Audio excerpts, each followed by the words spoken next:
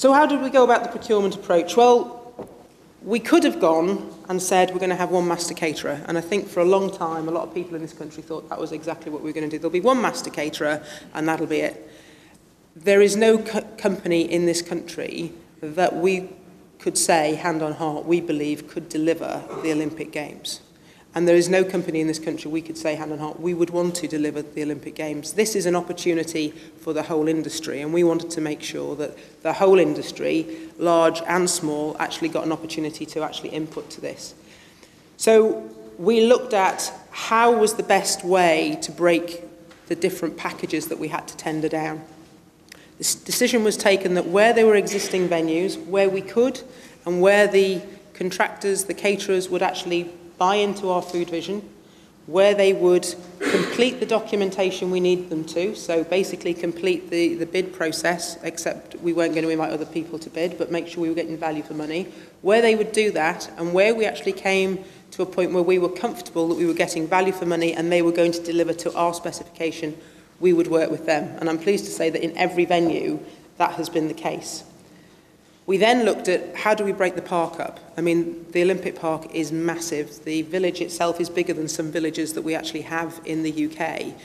You know, it's probably got more banks than we have in some of the villages in the UK. It's even got a post office, which is unusual for a lot of the villages that we've got in the UK. So from our perspective, it was how do we break this up? So we took a view that, again, the skill set of the caterers in delivering in these different places was hugely important.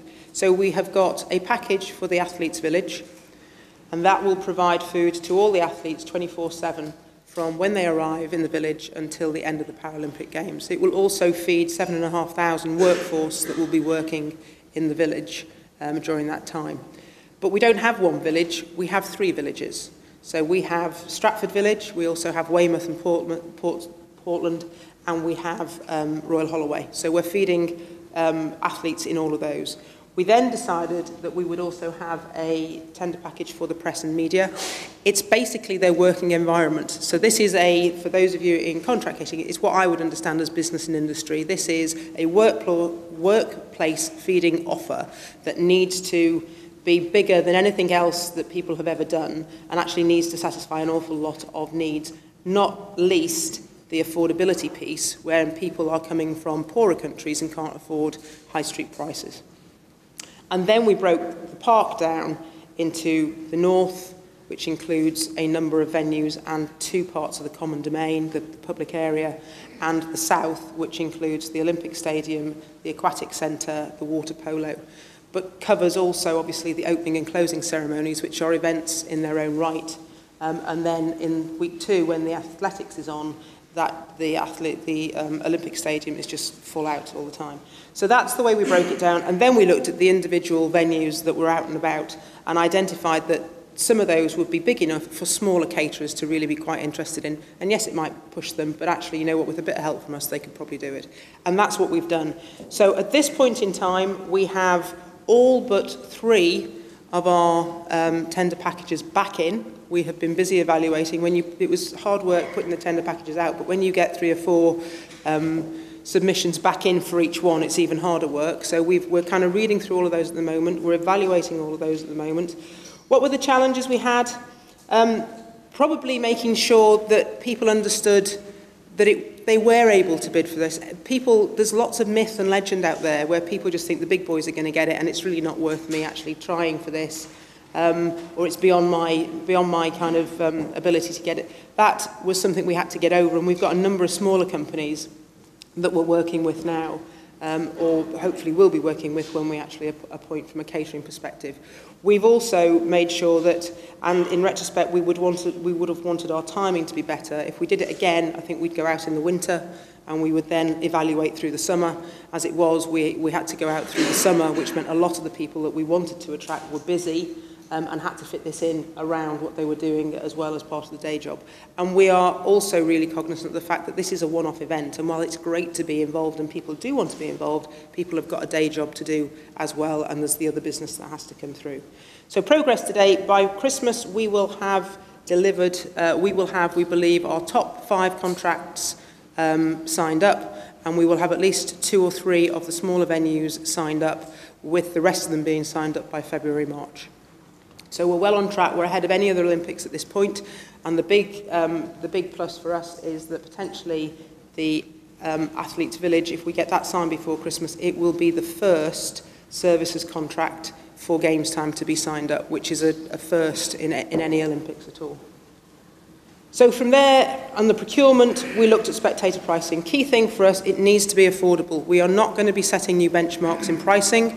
So if it's an existing venue, we have stipulated within what we've said to them that the prices must have been actually being used by that venue for at least 45 days prior to the games actually being on board, or have had at least 9 events where they've actually kind of been used. So football stadiums cannot put their 2012-13 season prices in during the summer. They have to use their 2011-2012 prices. Really important for us. We want people to enjoy the food experience. They're not going to do that if they think it's too expensive. So from our perspective, it's all about making sure it's affordable and there's lots of choice there for them. Part of what we also need to think about is test events. We have a number of test events. Again, we're going to be doing more test events than any other games.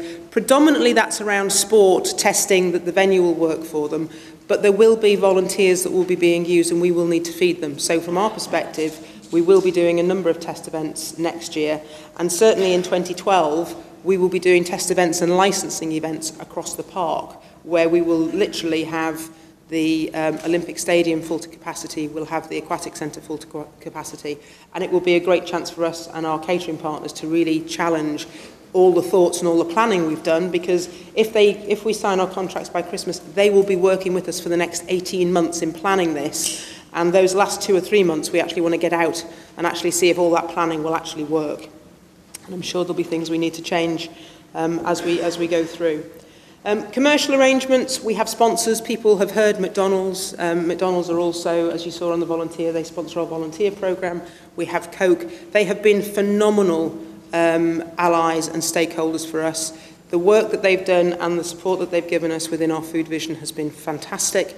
The work that those companies do on a sustainability level can teach us all something, and we are learning from them all the time. So we're delighted that they're working with us. We also have Tier 3 sponsors in Cadbury's and in Sainsbury's, who are our Paralympic sponsor. So the thing for us to do then is to make sure that all of those commercial arrangements are understood by our caterers, and that actually that all works together in a positive way. And so far that is working well. We've talked about catering structures and venues. We moved from this is what we need to this is what you can have to, or it's going to have to go up 2 floors because I haven't got enough space, to you can't afford to do that. You need to think about the different types of kit you can use. So all of that is work in progress, and we have what we call venue operating plans, where we are currently at the moment going through and looking at every venue and ensuring that we have the right amount of space that we require in order to be able to deliver what we need to deliver. That will then inform how much food we need to look at being prepared off-site, how much food we can prepare fresh on-site, and what the menus may or may not look like. We've had to identify the catering service levels.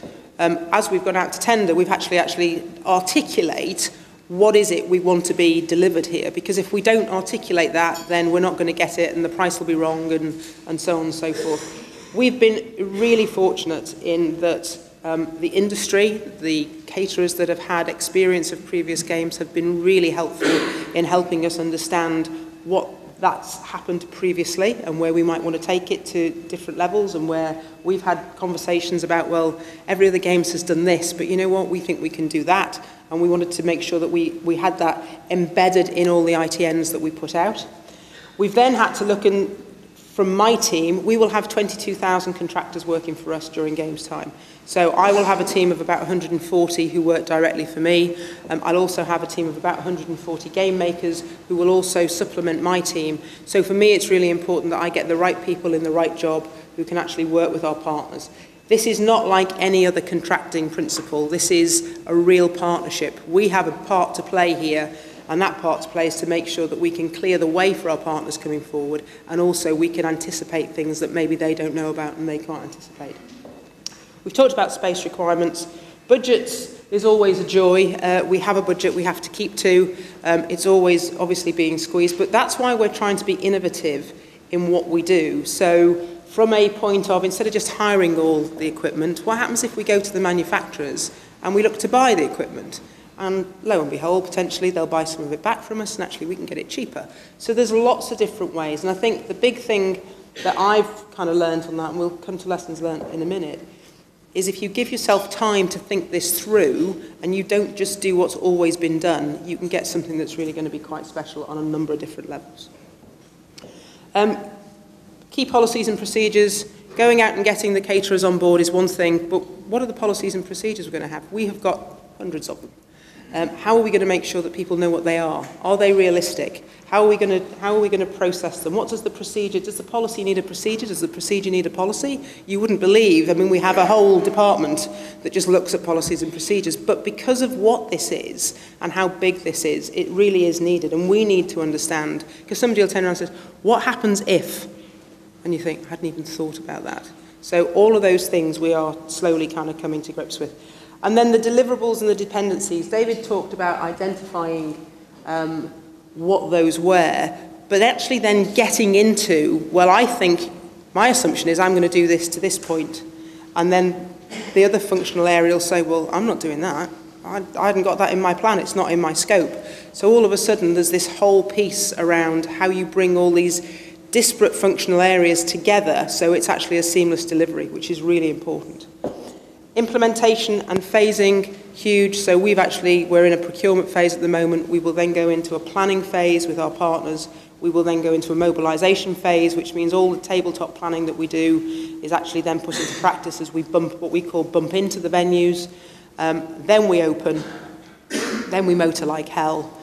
Then we transition for 2 weeks because we then have the Paralympics. The Paralympics comes along, and actually at the end of the Paralympics, we have to bump out, we have to sign all the invoices, we have to make sure it's all tidy and everything else, and then we go for a holiday, hopefully. Key dates and milestones for us. Christmas is really important for us because of these big 5 contracts we've talked about. We have a number of milestones we have to deliver for the International Olympic Committee. We have project reviews that we have to go to the Olympic Committee with and articulate where we are in our planning and our thinking.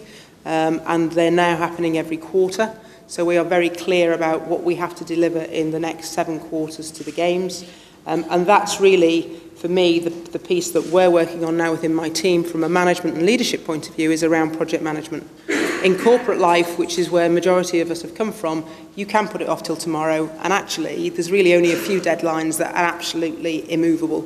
This is immovable. If I am an hour late, then, you know, we have got a problem. So from our perspective, we want to be a month early, and then we want to be sitting around just tweaking and just playing with things is the key thing.